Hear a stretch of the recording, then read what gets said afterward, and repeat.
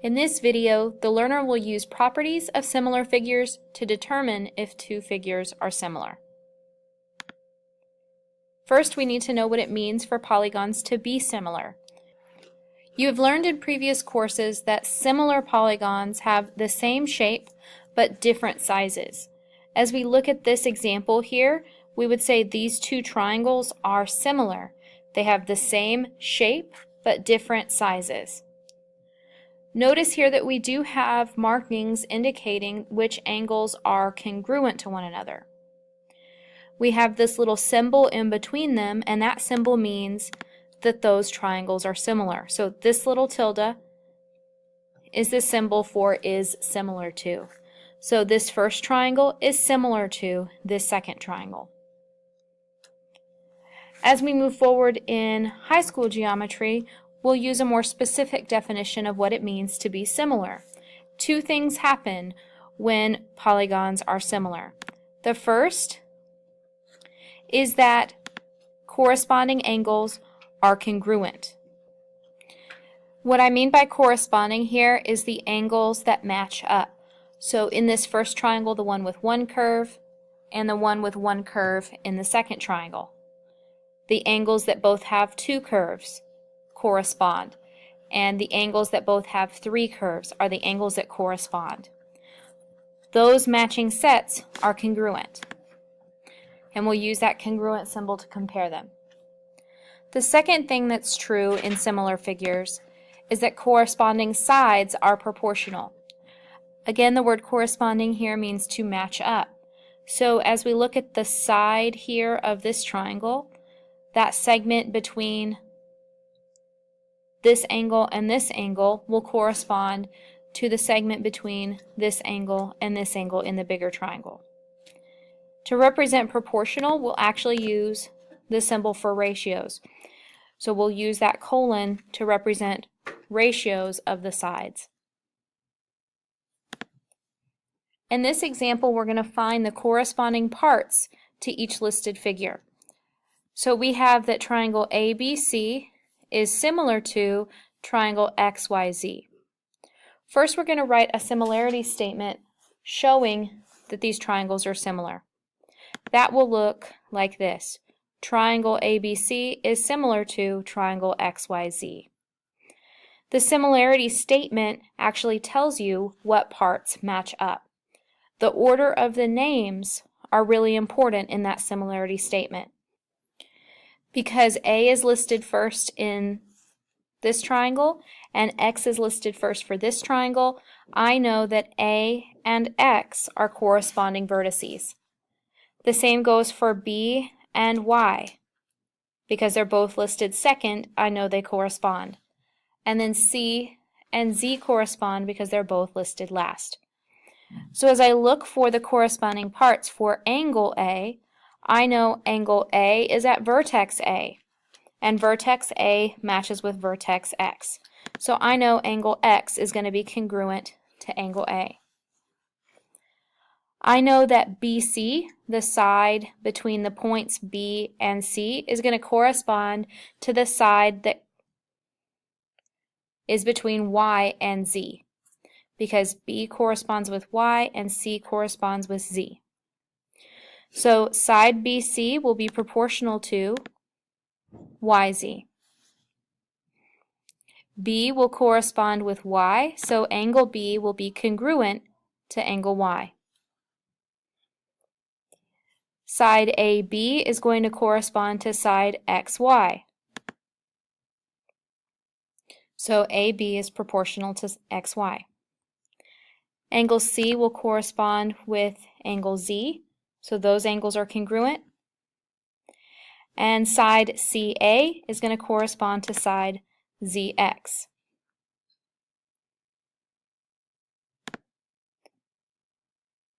In this example, we want to know what must be true about these quadrilaterals, knowing that they're similar. Again, we have the similarity statement that quadrilateral ABCD is similar to quadrilateral EFGH. The similarity statement tells me which pieces match up. I also have in the figures which pieces match up. that A and E will match because they have the same amount of curves inside them. Same goes for B and F, C and G, and D and H respectively.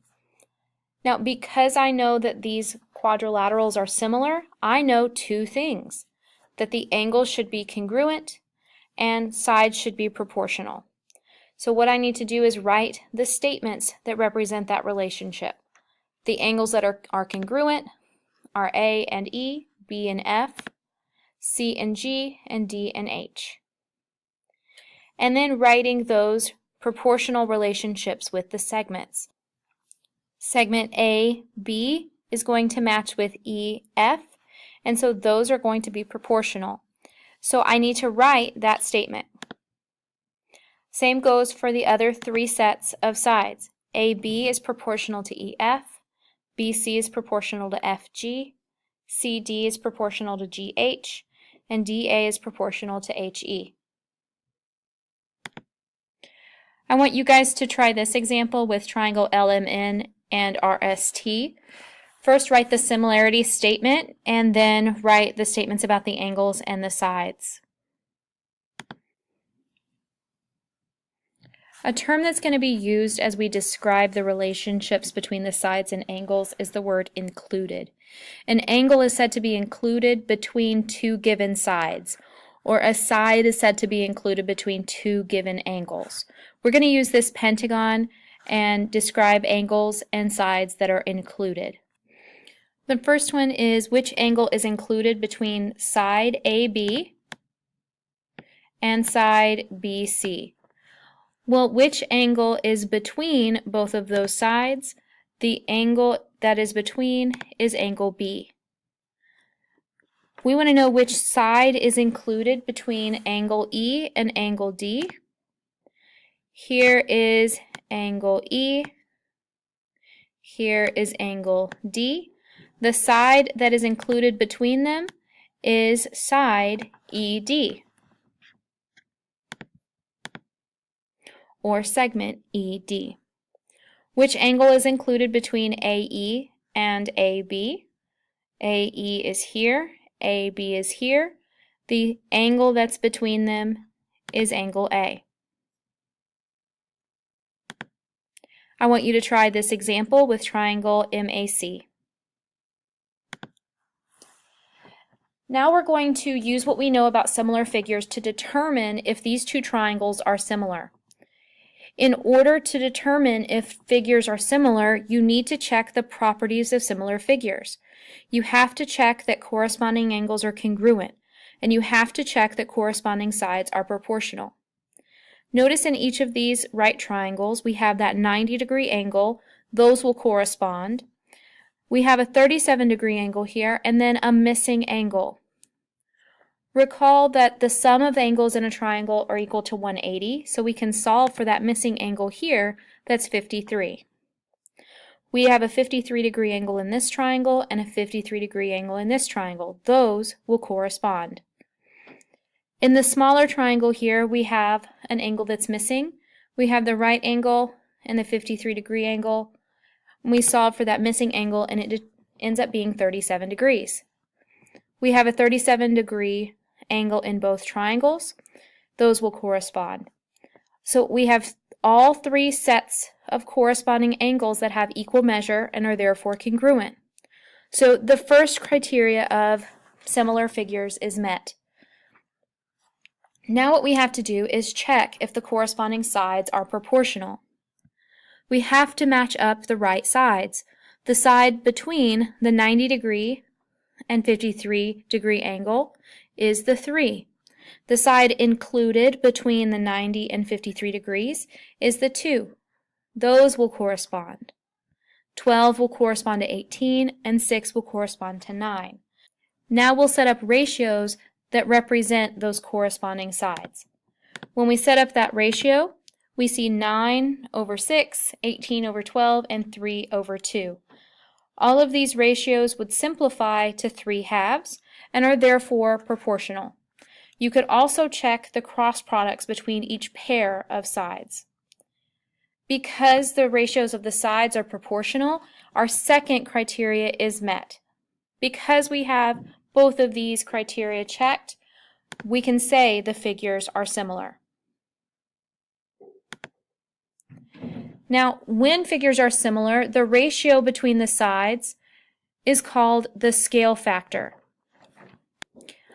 I want to determine the scale factor between these two quadrilaterals.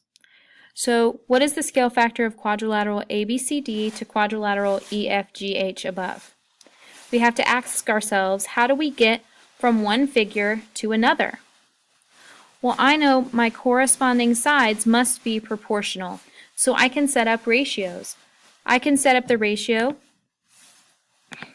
AB is proportional to EF. Well, I can also represent that ratio as a fraction, so I can represent that as EF divided by AB. Because I want to go from the bigger to the smaller, I need to put the smaller over the bigger.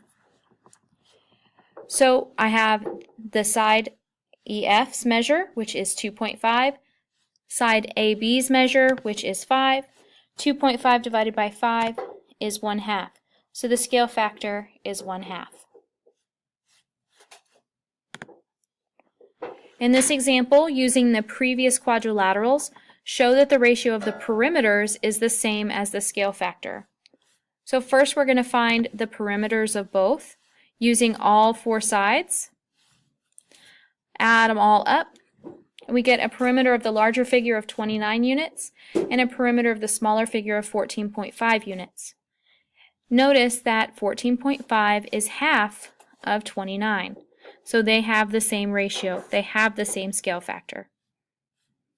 I want you to find the scale factor from EFGH to ABCD. Remember to ask yourself, how do you get from one figure to another? I want you to try this example. Find the scale factor from ABCDE to PQRST and the perimeter of each. And in this example, solve for x and y.